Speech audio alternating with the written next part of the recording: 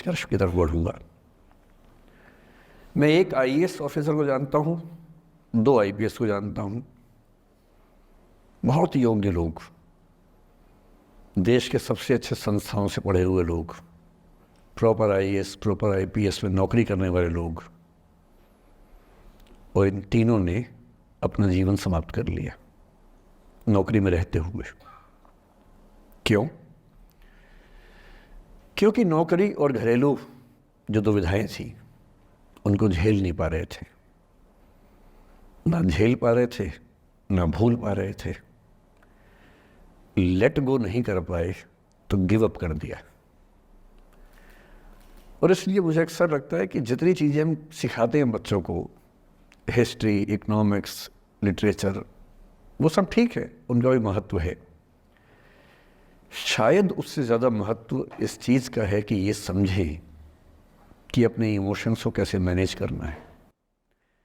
जब जीवन में ऐसा लगे कि सब खत्म हो गया है, जब जीवन में लगे कि बहुत टॉक्सिक किस्म की लाइफ हो गई है, उससे बाहर कैसे निकलें, शायद ये सबसे महत्वपूर्ण लेसन होता है जो हम सबको सीखना चाहिए। मैंने कहीं से सीखा नहीं है, ना मैंने ऐसी किताबें पढ़ी हैं, हालांकि मैंने 2 किताबें मंगवाई हैं पिछले हफ्ते, पढ़ी नहीं है अभी तक, तो मैं किताबों के बेस पे नहीं जानता कैसे सीखते हैं, लेकिन ज़िंदगी से तुम सीख सकते हैं। इन कहानियों का सबका एक ही सार है, वजह अलग अलग है। एक व्यक्ति ने इसलिए अपना जीवन समाप्त किया कि वो रिश्ता उसके हाथ से छूट रहा था।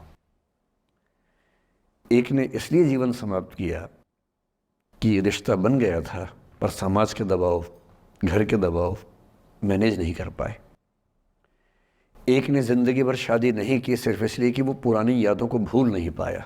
अरे एक बार गलती हो गई तो हो गई, आगे तो संभावना जीवन में है भाई, क्यों इतना हावी रखना उसी से दिमाग के ऊपर।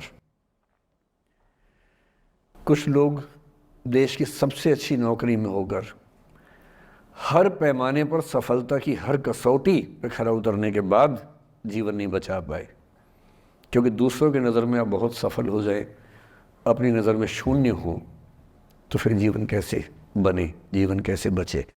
इन सारी कहानियों का मूल भाव एक ही है, अगर आप खुद को हैंडल नहीं कर सकते तो दुनिया को क्या हैंडल करेंगे। दुनिया को हैंडल करने से पहले खुद को हैंडल करना सीखना पड़ता है, और उसका सबसे आसान जो रामबाण उपाय है उसको बोलते हैं द आर्ट ऑफ लेटिंग गो। जाने दो। वो अफसाना जिसे अंजाम तक लाना न हो मुमकिन, उसे एक खूबसूरत मोड़ देकर छोड़ना अच्छा। साहिर ने लिखा। प्रेम की दुनिया के बारे में साहिर से अच्छा कौन लिखेगा। तारुफ समझते, तारुफ मतलब परिचय, इंट्रोडक्शन। कहते तारुफ रोग बन जाए तो उसको भूलना बेहतर। अरे परिचय हुआ किसी से, आपकी भाषा में इंट्रो हुआ, यही बोलते हो ना आप लोग, इंट्रो हो गया, इंट्रो हुआ, दोस्ती हुई, बाद में लगा रहे यार ये तो ऊट पटांग आदमी है या ऊट पटांग लड़की है, छोड़ो फिर, ऐसा क्या लोड लेना है। तारुफ रोग बन जाए तो उसको भूलना बेहतर, ताल्लुक बोझ बन जाए तो उसको तोड़ना अच्छा। वो अफसाना जिसे अंजाम तक लाना न हो मुमकिन, उसे एक खूबसूरत मोड़ देकर छोड़ना अच्छा।